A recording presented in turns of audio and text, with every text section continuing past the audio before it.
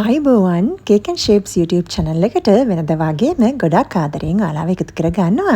ඉතින් ගොඩක් දෙනෙක්ගේ ඉල්ලීමක් අනුව තමයි මේ වීඩියෝ එක කරන්න තීරණය කරේ. ඉතින් ගොඩක් දෙනෙක් මගෙන් අහලා තිබුණා gold color එකෙන් කොහොමද අකුරු ලියන්නේ කියලා. ඉතින් අද මේ වීඩියෝ එකෙන් මම ඔයාලට ඒක තමයි කියලා දෙන්න හදන්නේ.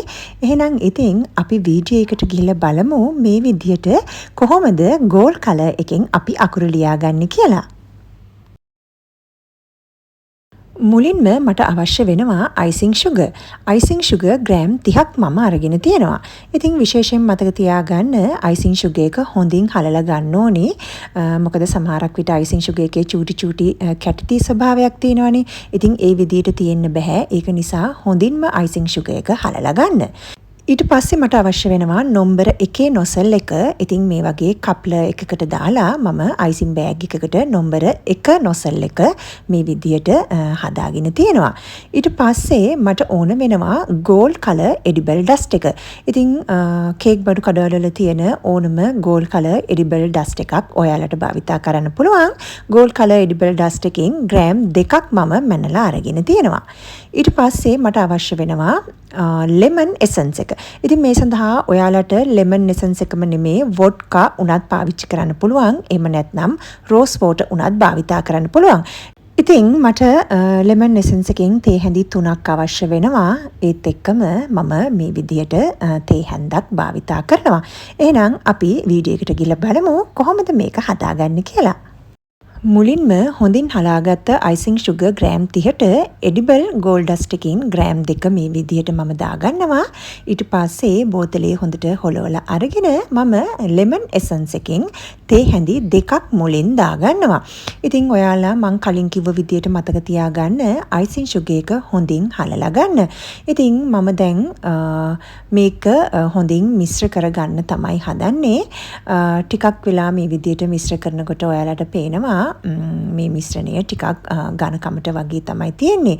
ඉතින් මේ විදිහට මිශ්‍ර කරලා ඉතුරු තේ හැන්දත් මම මේකට එකතු කරගන්නවා.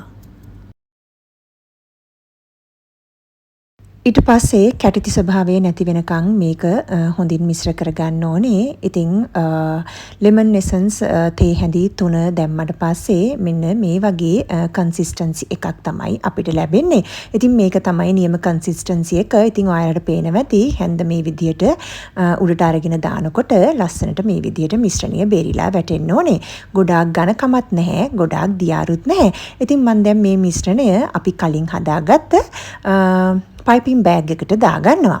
ඉතින් මේ වගේ මම නම්බර 1 නොසල් එක දාගත්ත පයිපින් බෑග් එකට මම මිශ්‍රණය දාගත්තා.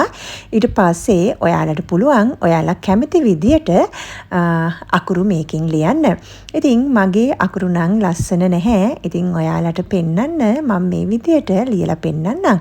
ඉතින් ඔයාලට පුළුවන් කේක් බෝඩ් එකේ මේ විදියට ඔයාලා කැමති ලෙටර් එකකින් අකුරු මේ විදියට gold color එකකින් ලියා ගන්න. තවත් දෙයක් විශේෂයෙන් මතක් කරන්න ඕනේ. ඉතින් අපි කේක් හදනකොට සාමාන්‍යයෙන් happy anniversary, happy birthday මේ වගේ පොඩි කොටසක් නෙලියන්නේ. ඉතින් ඒක නිසා ලොකු quantity එකකින් මේ මිශ්‍රණය හදාගන්න එපා. ඔයාලට පුළුවන් මම අද ගත්ත quantity එකෙන් භාගයක් උනත් අරගෙන හදාගන්න. මොකද අපිට මේ විදිහට අකුරු ටික ලියාගන්න ලොකු icing ප්‍රමාණයක් අවශ්‍ය වෙන්නේ නැහැ. ඉතින් මේ විදිහට ඔයාලා ලිව්වට පස්සේ ඔයාලට පුළුවන් මේක ශීතකරණයේ දාලා තියන්න. ඊට පස්සේ අවශ්‍ය වෙලාවට මයික්‍රොවේව් එකේ තප්පර 10ක් වගේ දාලා පොඩ්ඩක් රත් කරලා ගන්න. ඉතින් ඔයාලට නැවතත් මේක භාවිතා කරන්න පුළුවන් මේ විදිහට. ඉතින් අද මේ වීඩියෝ එකෙන් ඔයාලා gold color එකෙන් අකුරු ලියන්නේ කොහොමද කියලා දැනගන්න ඇති කියලා විශ්වාස කරනවා. ඉතින් මේ වීඩියෝ එක මම කළේ ගොඩාක් දෙනාගේ ඉල්ලීම මත. ඉතින් ඔයාලට පේනවා ඇති මට නම් ලස්සනට icing එකෙන් අකුරු ලියන්න බෑ. ඉතින් ඔයාලට මේ වගේ පොඩි quantity එකක් හදාගෙන කීප සැරයක් ලියලා practice කරන්න පුළුවන්. මේ විදිහට කීප සැරයක් practice කරාම ලස්සනට අකුරු ටික ලියා ගන්න පුළුවන්. ඉතින් අද මේ වීඩියෝ එකකින් මම සමුගන්නවා. නැවතත් මේ වගේම වීඩියෝ එකකින් ඔයාලව හමු වෙන බලාපොරොත්තුෙන් ඔයාලට සුබ දවසක්.